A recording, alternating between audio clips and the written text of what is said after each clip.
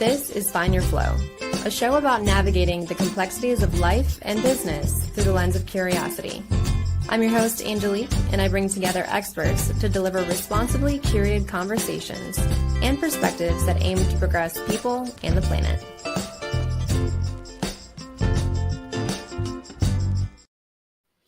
You guys, I am so excited about this episode today and so excited to share some of the things that I've been up to with a close friend of mine. This is a personal topic, but an initiative that we've been practicing for the better part of, I think 4, 5, 6 months now.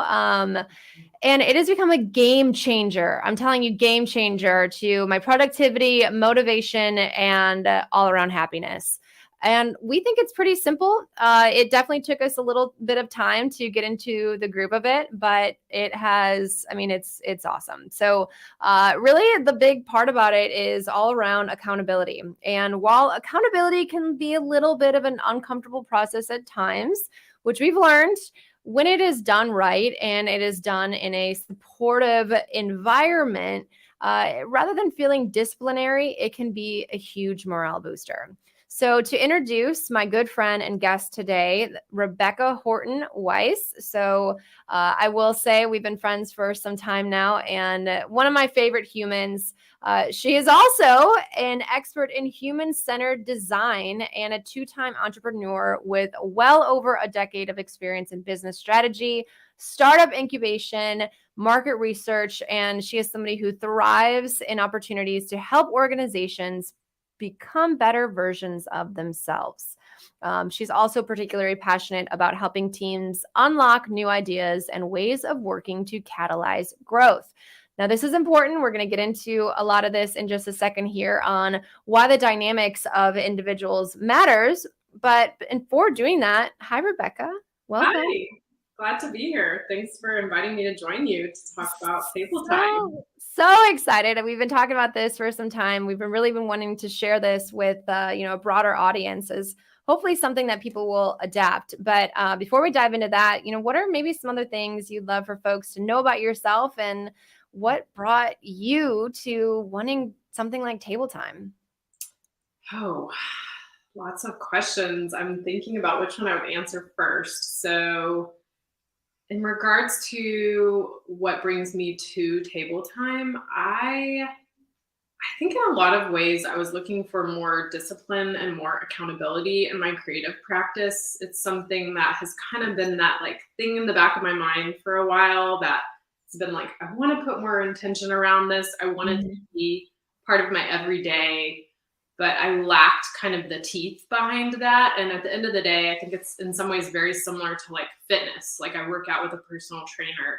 And, every week when I go and I work out with my personal trainer, she's going to call me out. She's going to say did you eat well? Did you exercise besides the times that you saw me, etc. And it's very similar with table time. There's that built-in accountability. There's that built-in routine. I know that if I've committed to something a week later, you're going to ask me about it, and I'm going to have to, if I didn't do it, I'm going to have to own it in that moment and even verbalize that to myself. Yes. I didn't do it. Why didn't I do it? And ask that question. So that's been, I think, a driver for me. I would also say and I know we'll probably get into this a little bit later, but creativity and being a creative professional can be a very lonely and somewhat isolating journey. Totally. So having somebody who can go along that journey with me and kind of occasionally be that shot in the arm that I need to keep going, especially when sometimes I'm pushing the envelope in my work in ways that make everybody around me feel uncomfortable, including myself. I need that, cheerleader shot in the arm to be you're doing great, you're doing a good job, keep going, etc. So table time, for me, I was looking for that, and I have found that in table time. Yeah. Well, I remember there was a certain point. You and I have, and we're very lucky. I want to remind everybody, finding friends like Rebecca it's such a blessing. And I think one of the things that we noticed in our relationship is anytime we would get together, we would have these in-depth conversations around creativity, left brain, right brain, what we're doing as entrepreneurs, what we're doing as employees, everything. No topic was ever off, there's nothing ever off limits for us. Mm-hmm. And I think we were at a local wine bar one night and we were just like, you know what? All right, we've got all these ideas. We've got all these things that we constantly throw at the wall. Totally. We need to have some kind of structure behind this and see where we can take it. And it was that night at Vita Vite in North Hills, Raleigh, where we're like, okay, you know what? Every Wednesday, we're going to call it table time because, I love my Google. I got to have my Google Calendar invites. And I was like, I'm going to call this table time. And every single week we only gave it a month at first. We're like, let's do this for a month. 4 weeks. Let's have this on the calendar. The other benefit is, so Rebecca and I, we live 3 blocks from each other? Yeah, it's like a 5-minute walk in each direction and we're like right each other. Right. So I think proximity is definitely really key to this, but it was the opportunity for 7 a.m. on Wednesdays, and we'll have a little bit of space in there. It might be 7:15, 7:30 this morning. Actually, today is our table time. Wednesdays are our table time. So we got our asses out there and put on our parkas at 30 degrees and made it happen. But essentially, what brought me to table time was very similarly. I have all these ideas in my head, and it's having an accountability practice where every single week we have a check-in. Rebecca, how was your week? What changed from last week? You told me that you were struggling in this area. You're thriving over here. You needed clarity over here. And we even got to the point where we'll write it down and we keep it to probably 3 or 4 things. Yeah. Try not to commit to more than a handful of things every week. Yeah. We kind of realize that we're probably, if it's only a week in between sessions, if we're doing more than, let's say 3, 4 things, we're probably overcommitting and we're setting ourselves up to come that following week and be like, I didn't get all the way through the checklist. Yeah. So I think there's that structure also helps us to be realistic about the goals that we set for ourselves, so that we're setting ourselves up for success. Right. Because if you're like, all right, my to-do list today is reinvent the wheel or build a website. Okay, well, you're going to set yourself up for failure if you think you're going to build a website in a day or you're going to reinvent the wheel. So maybe you just draw the etchings for that wheel or you build one page or you write out that, I think that's a really key point is making the goals on a weekly basis actually achievable. Yeah. What are some of the things, I know we've talked about, because some of our table time, it doesn't necessarily always mean that we're at the table. Today we're on the couch. That's true. Sometimes we start our days by walking and, having a little bit of movement. What are your thoughts on the body-mind connection and how that elevates the experience for table time? The body-mind connection, I've been exploring that a lot in the last few months as I've been exploring the topic of where do good ideas come from. And as I was digging into that, I started just kind of realizing it for myself. And then I ran into some science around how when we move physically, it actually changes the way that our brains are operating. And there are things that are happening in our brain that don't happen when we're just sitting behind our desk. And so I love these examples of people like Nikola Tesla, who got a number of his biggest ideas while he's going on walks. And Angel and I have really incorporated that into our practice with table time. I think more often than not, we're going on a walk for, let's say, the first half of table time. And it's also a chance, not just to get movement going, but also to kind of catch up and be like, what's going on with you? What's happening in your life, almost outside of the creative routine, because all of those things come in and they shape and they influence. It matters. Yeah. It all influences it. Yeah. And I think the other concept that comes up for me there is habit stacking, where there's only so much time in a day to do these things. And it's yes, I want to go on a walk. Yes, I want to, rule the world. Yes, I've got 45 meetings. Yet. But I think habit stacking and incorporating the walk, I would add to that scientific aspect of incorporating movement and being able to have some of that wellness and self-care in there, I think is a game changer. Yeah, I agree. It's funny because I was thinking about this earlier as we were prepping for this. I was reminded several years ago, and some of you guys might have run across this gentleman who did this experiment around taking cold showers for 30 days. And when we start table time, especially being a little earlier in the day, especially in the winter, we're going out and getting that cold walk, we're getting movement in the body. It feels a little bit like a cold shower. It's like, whoa, I just woke up 15 minutes ago and now I'm going out into the cold air. But it really gets your body going. It gets your brain going. It gets, like I feel in a lot of ways like it's stepping into that commitment that we've made to ourselves to Yes. walk through and think through and plan through our creative process. And I think there's a lot of power in some ways. I almost want to say like taking the steps, like taking the physical steps to step into that space. Forward momentum. Yeah. Oh, I love that. That's a really, I love that way of looking at it, because it's like, it puts like a tangible and a physical aspect to the journey that we're on, and we're, enjoying and learning on this process.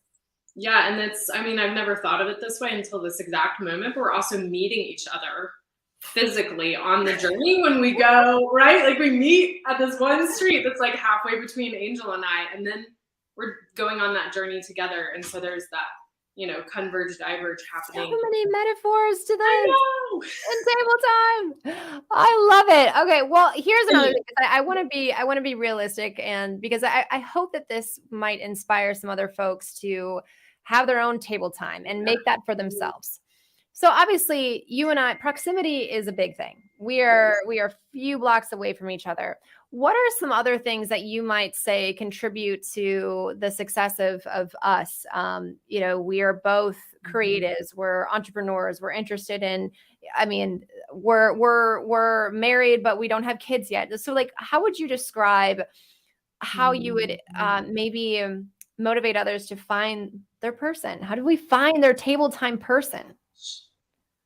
Oh my goodness. I love it. I love this question because it feels like you're trying to find people, I would say, that are resonant with you and some of the ideas that you have, the things that you gravitate towards. They resonate with your why. Angel and I have a lot of things in common in terms of life stage, in terms of entrepreneurial ambitions, in terms of, I think we've both been fairly recently gotten married, things like that I think are common ground for us. But I would say even more so than that, like we have some very strong values alignment, and then we have some strong why alignment. So to give you one example of the why alignment, Angel and I are both really passionate about, and I'm speaking to you all, our listeners, as I say Angel and I, obviously, but we're really passionate about the physical meeting the digital and the types of experiences that we create. And we really value offline as well as online. And I think that's been super key because that's not something that everybody's passionate about. Yeah. So if we tie it back to your question, I can imagine like some of you may be digital creators. You might want to consider doing table time with somebody who also works in the digital world. Maybe they don't work exactly in the same part of the digital world, but they can relate to and connect to some of the challenges that you may have working as a digital designer or digital, let's say digital content creator. Right. And I think the other thing that I'm just sort of piecing together too, I do think proximity matters. So to play off of that, I think there's something significant about having somebody join you physically in this activity of,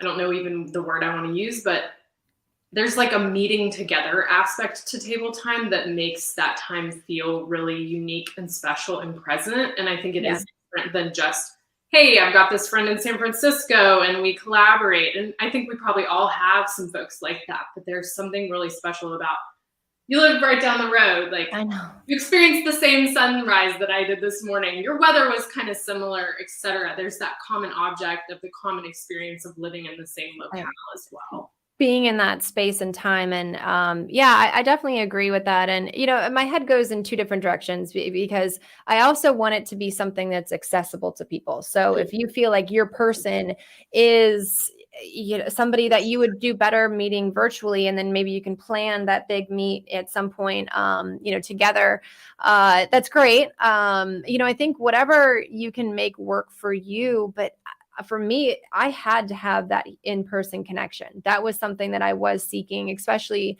having been in a 100% remote position. I wanted to have that personal connection. So, I think it's I definitely agree with that for us. And I think there's a lot of people that might agree that they want that in-person connection. So maybe there is a neighbor. Maybe there is a neighbor that you can find that common ground with, or, I beg to think, would this have been as successful if we lived 10, 15 minutes away from each other? I don't know. I don't either. I do wonder if there are other ways to make the experience physical if somebody is doing table time with somebody who's not, right down the road. Right. So maybe like participating in some of the same physical activity over the phone or something like that might be significant. Maybe even like some shared moments like, hey, here's my sunrise, or hey, here's my walk by the ocean, or whatever it is. And I think we'll probably learn more about that, right? Like we're about to try table time from a distance next week. So we may have some new thoughts after that. And that's going to be, maybe we'll do a little checkpoint when we're, so to just, let everyone else that might be viewing this know. So Rebecca, you will be in Portugal. Correct. And Italy, and I'll be in Greece and Albania. So we're going to figure out, and we'll get into the rules of table time here in a second. But I think sharing some of that space is really great. And, again, whatever works for you and how you build table time, for us, it's been about that personal connection. And as Rebecca, you described so eloquently, like the physical journey that we go on together during table time, the walk, the representation of meeting each other, the steps that we take, I think there's something really important and special about that too.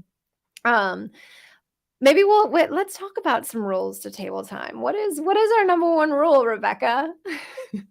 What is our number one rule? Our number one rule is don't cancel table time. You don't cancel table time. You don't I told Rebecca, I was like, listen, it won't happen. I'm knocking on wood again because I'm saying it. But even if one of us is in the hospital, you're going to show up and we're going to have table time. And I think there's been like one or two times where like, hey, it's really cold. Can we push to Tuesday? Or, we've moved it around. I know, and this was on my part, I had to be out of town. And so I was like, can we do a virtual? And so I think at that time, you and I had both called one another, and then we went on our walk, but in a separate place. We did. You're right. So we've experimented with that together but separate aspect. And I would say it's been really successful when we've done it. Yeah, absolutely. And I think it was, you just have to, like, I hold it as my sacred time. I look forward to table time every week. And I look forward to just knowing like, okay, you're my person. Rebecca's my person. It's like, thank you.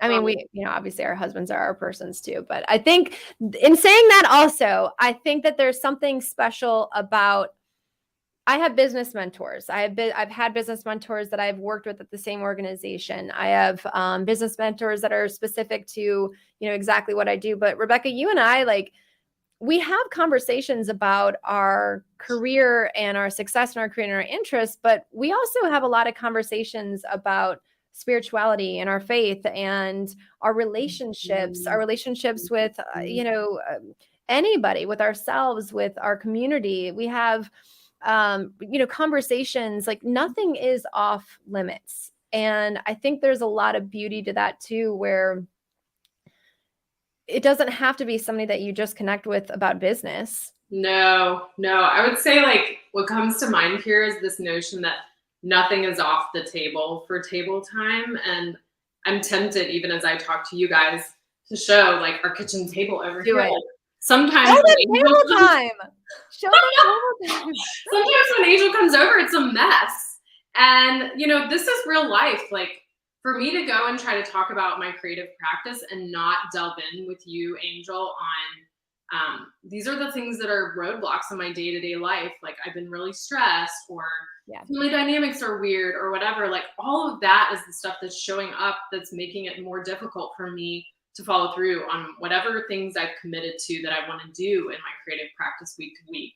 So I think it's important to cover those things. I think it's significant to cover those things. I honestly feel like if we ignored that stuff, we wouldn't really be doing justice to this journey that we're on. Great And point. frankly, I think it allows me, and I'd be curious to hear what you have to say, but it allows me to show up more authentically and not feel like I'm putting on a performance every week. Like, hey, Angel, look at everything that I've done, but Right. it's more real. Yeah. Yes, I would echo that completely. And even down to like sometimes, you know what, table time can be messy. I remember last week I was at your house. I remember I didn't sleep well the night before. And I show up and I'm like, you know what, Rebecca, I'm trying really hard to be present right now. And I had, something going on my phone. And it's just like, you also have to be comfortable with that person and just being vulnerable and knowing that like some days it's going to be harder than others. Are we going to get to see table time? Oh my gosh.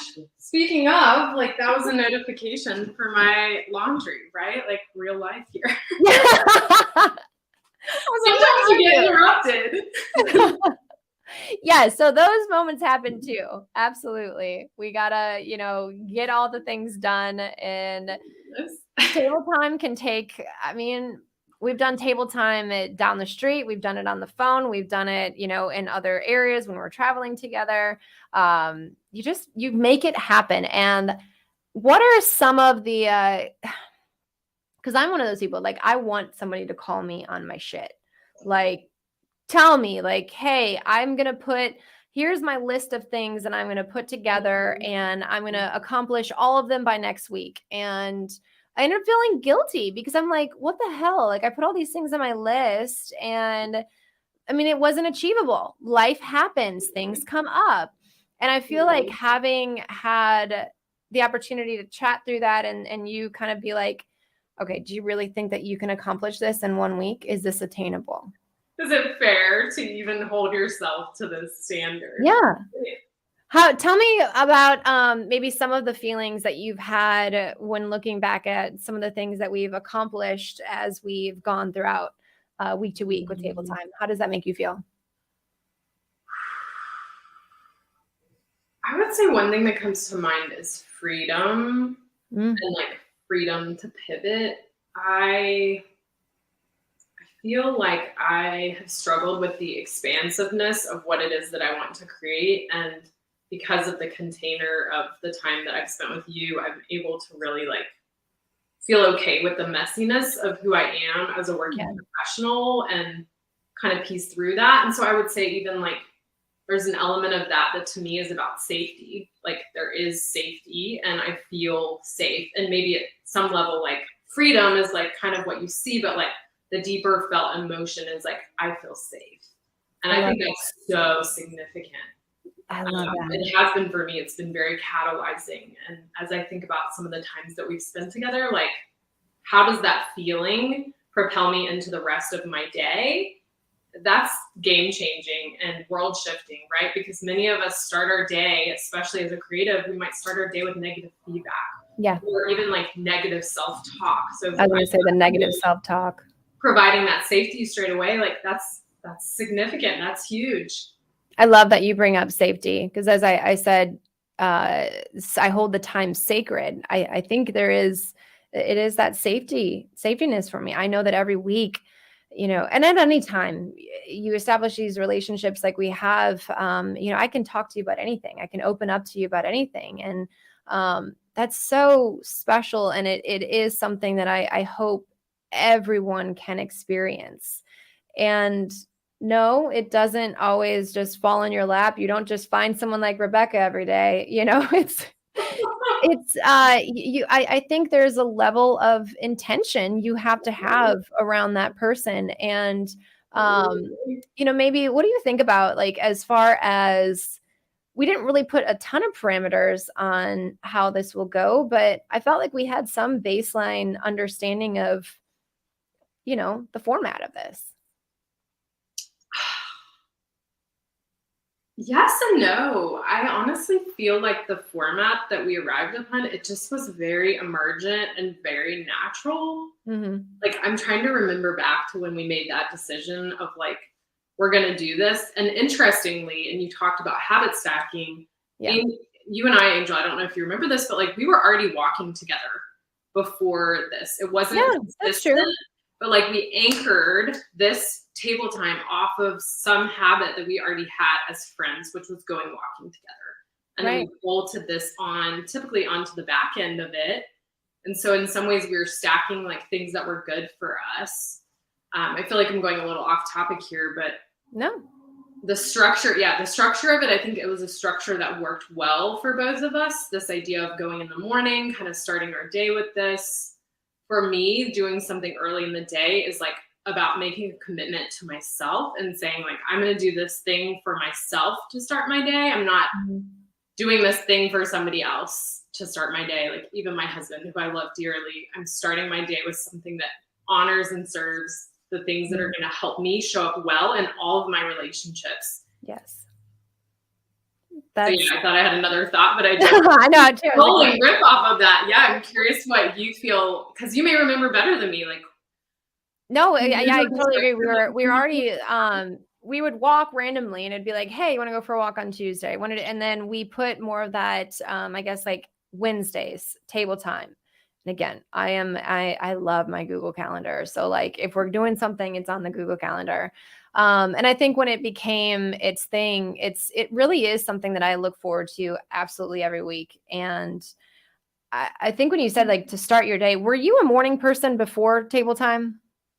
I've never been a morning person. Compared to my husband, I am, but no, definitely not. But Angel is, so it works out. Yeah. But I think there's something interesting about that. And I remember, recently I also started a semi-weekly walk with some girlfriends. And we had done it probably like 2 or 3 weeks in a row. And in the second week, my girlfriend, she texted us and she's like, hey, I don't know about you guys, but like that walk made my day so effing awesome. I had the best day today. And I really have to attribute it to getting together and walking with one another. And, I think I go back to, there's this book I'm reading called The Disappearance of Rituals. Now, this is a dense book. It's heavy. Honestly, like I am in the first chapter because I'm highlighting, and a big premise of it is this idea of we've kind of gone away from these ritual aspects and holding these sacred times with one another, but even more so that it is an element of being in community with another person. And I struggle to think that virtual can accomplish that in the same way. And so I think table time has been almost a ritualistic practice for us where we come together, we walk together, we share together, we care for one another, we build one another. And that just goes into, how are you not going to have a good day when you start it like that? Totally. It's reminding me, what you're sharing is reminding me a little bit of this idea that became popular a handful of years ago in the design community. And it was about, devices down time. And it was a trend. It was like, well, what does it look like to be unplugged or not have our devices, et cetera? And I feel like when I think about doing table time virtually, for example, or over something like WebEx or Zoom, I just imagine all those distractions popping up on the screen and like not having my phone be front and center, not having like all those screens be front and center. It allows me to be really focused. I think it allows me to listen better to you, probably as well, to listen to myself as you're like reflecting things to me. So it's built off of a pattern that we know works because people used to live that way. Like people didn't used to have phones. They didn't have computers, and they were pretty successful in a lot of ways. And so why not go to the past and find something that worked for people in the past? Not to say we're getting rid of our devices, but we're just being disciplined and intentional about when we use them and how we use them. Yes. That is a great, and I, as you're talking about that and the lack of devices that we have at table time, I just felt a sense of peace in thinking about our table time, because it really is. It's usually like a nice, beautiful morning and we see the sunrise coming up together and our phones are away. Sometimes my dog joins us, sometimes she doesn't. And it's such a peaceful moment to just like share with another human. Like I can't talk about it enough. We could talk about this all day. We're just like, people, go have table time, go make table time. And I guess to that point, what would you say, given our experience? And I know I think it's about 5 months now. Is it 6 months? Yeah, I think we talked about it like maybe a October? month before Christmas. So it's probably Okay. been, it's been maybe 4 or 5 months at this point. Okay. What would be some parting things that you would say to folks about how to establish table time? Yeah. I was actually chatting with a friend of mine out in the Bay Area about this recently because I was telling her about table time and she was like, oh my gosh, We're I gonna want to make do table this. time a thing. We're gonna make Yeah. it a thing. It's going. We're gonna trademark it. We're gonna have a conference. Done and done. Yeah. So table time, we talked about the idea, and this is something she keyed in on because she's doing a version of table time now. We talked about the idea of having a separate place or space that was dedicated to this. Not Mhm. that it wasn't a space you might use for other things. Obviously, I use my kitchen table all the time for all kind of things. But a place that was consistent that you go to, and this is the kind of activity that you do there. And it's sort of, in a sense, like sacred to that activity. Yeah. So that's one thing, like a dedicated place or space for the conversation to happen. Obviously, you and I walk as well, but there is like a convening space that we have that conversation around. Mhm. I'm trying to think about some other elements. Maybe you can add a few, and that'll spark me thinking about other aspects. Yeah, I think I'd go back to the aspect of finding your person. And I think there's a lot of importance there in, maybe there's a person that you've been wanting to have more of a connection to. And, obviously for us, we've known each other for some time, we're friends. It could be your neighbor. It could be, it could be your parent. It could be whoever that you want to hold time sacred with. And you trust them, you feel safe with them, that you feel like you can help in one another's growth. Mm, And, I think it's also, you trust this person. And so yeah. it's, I think, however you find your person, commit.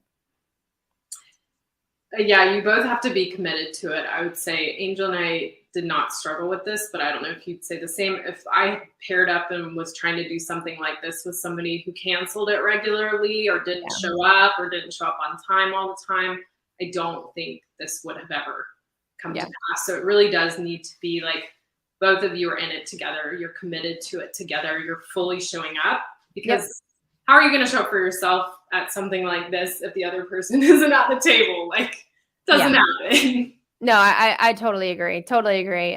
So it's, yeah, the commitment's definitely got to be there. And then, to that point, like, don't forget the rule of table time. You don't cancel table time. So even if in that week period, you've got to move it to the afternoon and do a phone call, you've got to do it from, you make it virtual one week. Mhm. Yeah, I think, there's a lot of folks that I feel there's so many exterior pressures that are going on in the world that sometimes, we get inside of our own heads, and having that space where we can just say, okay, like every week, what are the three things that I'm going to be accountable for the next week? And doing so where, and it could be even your spouse. I mean, my husband and I have our own accountability Mhm. practice. And I think there's an element that I also enjoy having somebody outside of my family or relationship dynamic. But I think just to close things up, Rebecca, I think I just hope more and more people find their person, commit to table time, and I want to hear about it. If you have started table time wherever you are, I'm going to hashtag table time. We're bringing table time. Like, I'm serious. And this is like our entrepreneurial minds going, but I'm like, we're going Brand. to have a convention. We are going to have table time convention. I think last time we talked about this, I'm like, I envision this like, 3,000-foot table, and we're going to meet one day and share all the things. And Yes, it's going to and be I great. love it because I feel that too. Like I go back to that example I shared about my friend, and I don't think she'd care if I mention her name. Her name is Natasha. Like just talking about the idea of this was catalyzing for Yeah. her, and it was also like, oh, there's this thing I haven't committed to that I really want to do in the next handful of years, and just like we're talking about, what does it look like to make tangible process on this? Like Yep. progress on this. Like it's not going to happen overnight. I've got to commit and do this chunked out in small steps. And do I want to look back 2 years from now and say, I didn't do this thing that I really Oh, wanted to do? And so I love this idea of the huge table and everybody getting together and talking about what they've accomplished through table time, Right. talking about the people that they've become through table time, maybe talking about what they've learned through table time. Talking about the people that they've become. Rebecca, you realize that I would not, I mean, I don't know that I would have started this web show that I've been talking about for more time than I care to wish. Talk about is unless it was for table time. I honestly attribute this to table time because you pushed me. You said, when is the first episode? When am I going to be on the episode? Yeah, how are you going to frame this? And now that we're talking about it, I remember giving you some feedback on kind of the creative direction of this, right? Like, yeah, that was a different kind of table time where it was like, I'm going to show you my work. Like, what do you think? Table time helped me find my flow. Yes, I love it. Totally. Oh, so good. So good. Well, we got to wrap up here, but you know, I encourage everyone to find table time. I've got a friend in Brussels, same aspect where he's like, I'm going through this. And I was like, dude, it sounds like you need some table time. He's like, what the hell is table time? Let me tell you, find your table time, find your person, commit. And I mean, I hope that we hear all the amazing stories of where people have gone, who they've become, what they've accomplished. And you know what? I'm going to add my email in here because I want to hear about it. I want to hear about how table time has impacted your life. So Rebecca, I love you. I'll see you next Wednesday from across the world. And yes, folks, we'll have a little check-in just because how fun would that be? Table time from Europe. Table time on the go. All right, Rebecca, I appreciate you. And thanks everyone for listening.